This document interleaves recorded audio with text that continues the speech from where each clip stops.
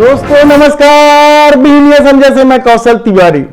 अपनी कारगुजारियों और भ्रष्टाचार के लिए चर्चित अधिकारी लोक स्वास्थ्य यांत्रिकी विभाग के इंजीनियर यानी पीएचई के इंजीनियर एस.के. चंद्रा को सरकार ने फिर निलंबित कर दिया गया। इस बार निलंबन का कारण है विधानसभा में उनके द्वारा दिए गए गलत जवाब। इस पूरे घटनाक्रम में विभाग के मंत्री रुद्र गुरु विपक्ष के सवालों से घिर गए थे और उनकी इस स्थिति को देखते हुए विधानसभा के अध्यक्ष चरणदास महंत जी को जांच के आदेश देने पड़े और एक हफ्ते के बाद एस.के. चंद्रा निलंबित कर दिए गए। एस.के. चंद्रा कोई नया नाम नहीं है। इस छत्तीसगढ़ में भ्रष्टाचार के अफसरों के नामों की जो गिनती होती है उसमें एस.के. चंद्रा का नाम भी प्रमुखता से लिया जाता है। पीएचई के इस इंजीनियर की कारगुजारियों की लंबी फहरिस्त है और ऐसा नहीं है कि ये पहली बार निलंबित हुए हैं। ये निलंबित होते हैं और अपने प्रभाव, पहुंच और पैसे की ताकत से फिर महत्वपूर्ण और मलाईदार पदों पर आ जाते हैं। क्या सरकार को यह सब दिखाई नहीं देता?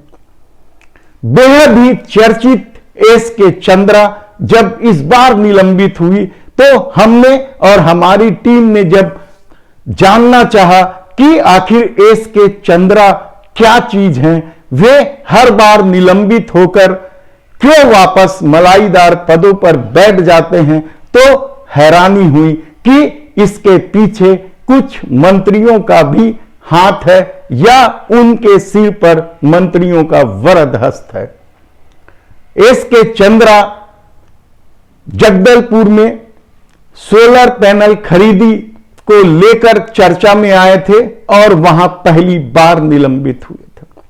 इसके बाद चांपा में भी उनकी कारगुजारियां कम नहीं हुई थी। जब वे चांपा में पदस्थ हुए तो स्वच्छता मिशन को लेकर भी वे विवादों में रहे और वहां उन्हें निलंबित किया गया।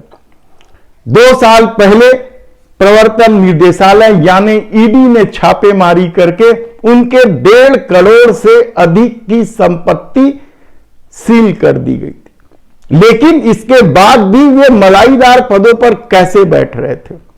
क्या सरकार में बैठे लोगों को यह दिखाई नहीं देता? मंत्री क्यों विरोध नहीं करते हैं ऐसे भ्रष्ट अधिकारियों के मलाईदार पदों पर बैठने को लेकर?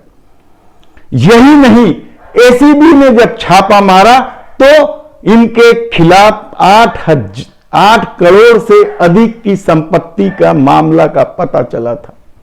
और ऐसा नहीं है कि इस फेहरिस्त में केवल एस.के. चंद्रा हैं। ऐसे कितने अधिकारी हैं? पीएचई में ही कोई साहू है जो अपने रिश्तेदारों को पार्टनरशिप के आधार पर ठेकेदारों के साथ मिलकर काम करते हैं और पीएचई को लंबे समय से चूना लगा रहे हैं। फेहरिस्त है अधिकारियों की।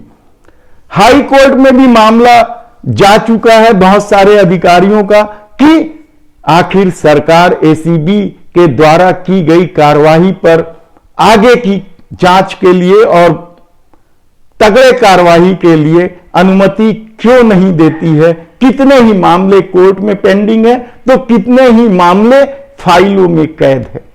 सवाल एस.के. चंद्रा बस का नहीं है।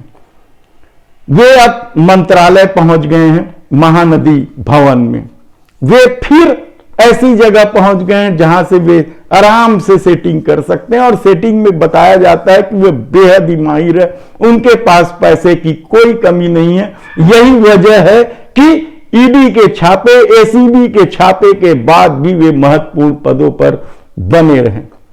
ऐसे कितने ही सवाल हैं जो इस निलंबन को लेकर उठते हैं कि आखिर एस.के. चंद्रा और कितने दिन निलंबित रहेंगे, कब तक सरकार उसे निलंबित रखेगी और कितनी बार उसका निलंबन होगा।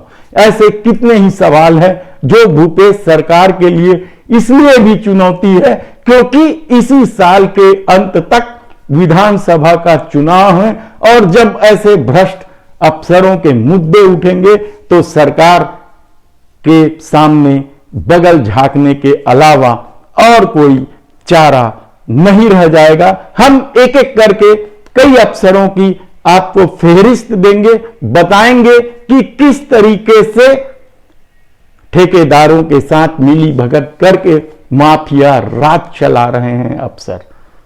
धन्यवाद।